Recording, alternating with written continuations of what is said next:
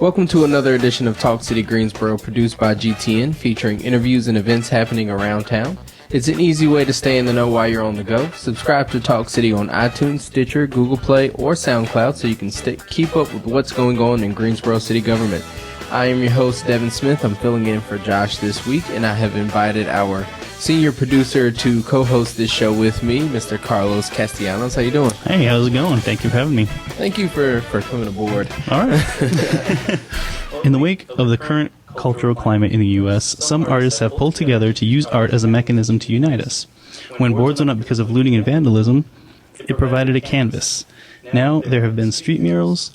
Well, Creative Greensboro's department leader, Ryan Deal, is here to join us and talk about what's happening, about all the art happening around, and how they came to be and where you can see them. Ryan, how you doing? I'm great. I appreciate you guys having me with you. Thanks for coming. Thank you. My pleasure. All right, first of all, can you talk a little bit about the idea of painting the boarded windows downtown and how that sort of came about?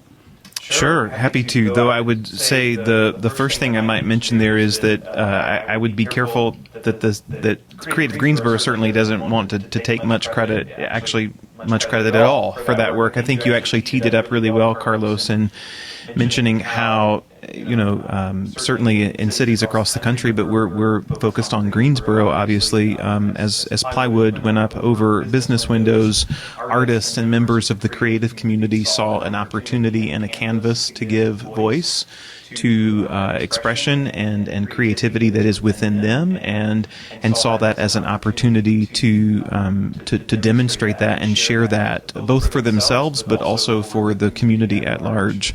And so, in many ways, it really was a grassroots movement that was led by the creative community in Greensboro. Yeah. So, as these artists were coming together and they were putting different paintings and murals on these windows, what were your thoughts as you were seeing this kind of happen organically? I think it was beautiful, and I think that we saw many folks in the community share that sentiment that it was beautiful. I mean, downtown at a moment where maybe some folks felt like downtown was not a safe place to be or a place where they would be comfortable being. We saw, I think, an equal number, if not more, folks finding a beautiful reason to visit downtown in the midst of time and of strife and turmoil. And I think folks found meaning, found purpose, found messages that resonated with them personally, and saw a creative expression that was meaningful and meant something to them. And that's really what art in the public space and creative placemaking is all about, is the opportunity to use a language that transcends words often, through visual art and creativity, to give voice to important moments in our time and our history, to explain who we are and what we believe and what we value. And so for me, it was exactly what public art and placemaking is all about. And it was beautiful not just to see the work go up, but the way that so many folks in the community rallied around it and wanted to participate in it and see and feel themselves as a part of it. Yeah, and then the great thing about it all, I know it's been a delicate situation coming up, but some of it is starting to kind of solve itself with the History Museum getting some of that art, so it just doesn't go away or something like that. But there will be a display at the Greensboro History Museum with some of this art. Yep. So there's been a lot of conversation around what happens to the plywood murals as the time comes for them to be removed from the storefronts in downtown. And I think just as the advent of this work came out of a grassroots, community-driven movement from many different sides, and thanks to many different players and their leadership, the solution to what the future of the work looks like will also have multiple solutions. And as you mentioned, Devin, I know our friends at the Greensboro History Museum have acquired, I believe, 6, if not 7, of the murals that will become part of the collection at the History Museum. And I think their plans are both for some of that to become part of the permanent installation at the museum, but also then to have other pieces of it in the collection that can be pulled out from time to time based on other exhibits and installations that are happening. I think there are other community partners that will end up having pieces of the work in their collection as well. But know that the piece about the History Museum is underway for sure. So, and then came the street murals. Sure. So, there's one on Davie Street. That one says One Love. And then there's another one that's on Elm Street. So tell us about the process of creating those and how important the art community was to those projects. Sure. So, we see movements like this happening in cities literally across the world, and several examples happening in sister cities across North Carolina as well. The idea that municipalities have this enormous canvas, which is city-maintained streets, and can they be used for creative placemaking and for the installation of public art as well. And so both realizing that that's happening all around us, coupled with the fact that we were receiving multiple requests from this creative community for the opportunity to demonstrate their creativity in the street as well, is what led us to create the street mural program. In some cities, the local government has commissioned a single mural. And we felt like our opportunity in Greensboro was not necessarily just to commission one mural, but to provide an outlet and an opportunity for a multiplicity of voices and experiences and opportunities throughout the creative community. And so that's what we're seeing happen as a result of this street mural program. And you ask about how important the art community is in those projects. Oh my gosh, it wouldn't exist without them, right? I mean, our role with Creative Greensboro's role is really to facilitate a process. Without creative leaders and artists who have the desire and the capacity and the interest to activate themselves in this work, the program would be nothing. And so it truly is brought to life by this creative community, and that's beautiful. Yeah.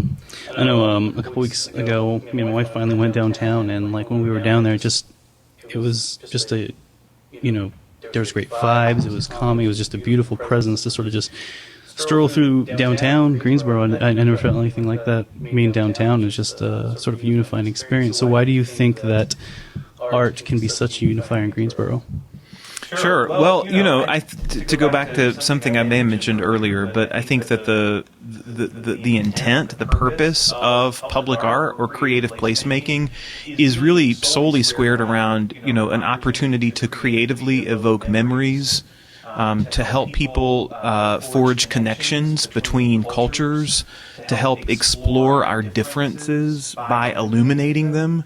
I mean, done well, I think this work really is about creating conversations and allowing people, who identify a particular way to connect among themselves in the creation and installation of the work. But for folks who may have a different take or a different perspective, this is an opportunity to encourage that dialogue and conversation. So I think that, when we talk about art unifying people, it definitely does that. Sometimes art helps illuminate difference, which may not necessarily feel like it's unifying people, but it's a process to articulate beliefs, values, and unify around that and have dialogue where there's difference. And hopefully that dialogue and that process of discourse is ultimately in service to unifying. But that's the long game, right? Yeah. Because, murals, paintings, them being downtown, they look great. Like Carlos said, it provides a type of vibrance downtown. But it's really a little bit deeper than that. You mentioned bringing people together that differ. That's really what our country is all about, is being one country with a lot of different pieces. Whether you split us up by ethnicity, race, age, gender, all these different things may make us seem different. But the art is about coming together to have a conversation about all of us being somewhat the same, even in our differences, right? Right. Yeah, that's an interesting point, Devin. I was on site this past Saturday for the installation of the Black Lives Matter mural on Elm Street. And, certainly I'm not what's the word? I'm not naive to the fact that some folks may find the concept of the mural controversial or whatever, but the experience of being on site for the installation of that work and seeing the humanity that was involved. I mean, there were at least 20 really lead artists who were responsible, one for each letter in the mural, and just taking the time to have a conversation with those folks and understand their stories. The young people who were studying visual arts, both at UNCG and A&T, who were involved in the creation of the work, and how meaningful it was for them to have this opportunity to hone their craft and their creativity while they're giving voice to something that's important to them personally, I think for me is a great equalizer in understanding that this is it was a beautiful experience. Yeah. So, well, alongside the racial tension that we're experiencing in this country, we are still in the midst of a global pandemic, right? Which has seemed to sometimes take a backseat to what we're experiencing, what we were just previously talking about. However, how has the pandemic, how has COVID-19 affected the way your department operates, especially being such a outward facing department? I mean, Sure. You're all about the community. Sure. And now it's like, hey, we can't gather the way we used to. So. Yep. So there's a lot of programming that falls under the banner of Creative Greensboro. We're the home to programs that some folks may know as City Arts or the Music Center or the Drama Center. And this is all about public programming, gathering people together for concerts, for, theatrical performances, rehearsals, and the like. And so right now we're really in virtual world, right? Yeah. Everything is virtual. In fact, I hope that some listeners may have an interest in or checking out a series of virtual drama camps that our team will have starting the week of July the 13th. We've got 3 weeks of camps that are up right now for registration. You can find details on those at creativegreensboro.com. And then the other piece that's big for us this summer is MUSEP, Music for Sunday Evenings in the Park. And that's I think this is either the 41st or the 42nd consecutive year for MUSEP in Greensboro. Then my guess is this one's going to look very different than any of the prior 41 years. Yeah. And so that series will kick off on July the 19th. And we'll have 7 concert series. They're all, of course, on Sunday evenings. But contrary to the name, they may or may not be happening in parks this year. We know that the July 19th and the July 26th concerts will be streamed virtually. And so folks can check us out on Facebook. So facebook.com/Creative Greensboro. You don't need an account to watch the video. Our account is public and open. So folks who aren't Facebook users can still visit and enjoy the concerts. They're at 6 p.m. on Sunday nights. And we've got 5 dates in August, 5 Sunday nights in August, and we're holding out hope that maybe there's some way that one or more of those can actually be held in person. But at the very least, we're committed to streaming them on Facebook if we find that conditions won't allow for the in-person events. Yeah. That's good. Yeah, well, I thank you for coming and sharing all this information with us, Creative Greensboro. I know it used to kind of fall up under Parks and Rec. Right. However, everything that Creative Greensboro does, it has been big in the community for years and years. Yep. So, I mean, we appreciate everything that you do here for the city. Yeah, well, thanks for helping us share the story. We appreciate y'all. Absolutely. Well, stay tuned in weekly by subscribing to Talk City Greensboro on iTunes, Stitcher, and Google Play. And don't forget, you can download the podcast from SoundCloud. That's it for this week. Thank you for tuning in to Talk City. Be sure to watch GTN for all the official source and news and information from the city of Greensboro. GTN is available on Spectrum Channel 13, AT&T Universe Channel 99. and North State Channel 31. GTN also streams live on Roku and the city's website at greensboro-nc.gov. Have a good one.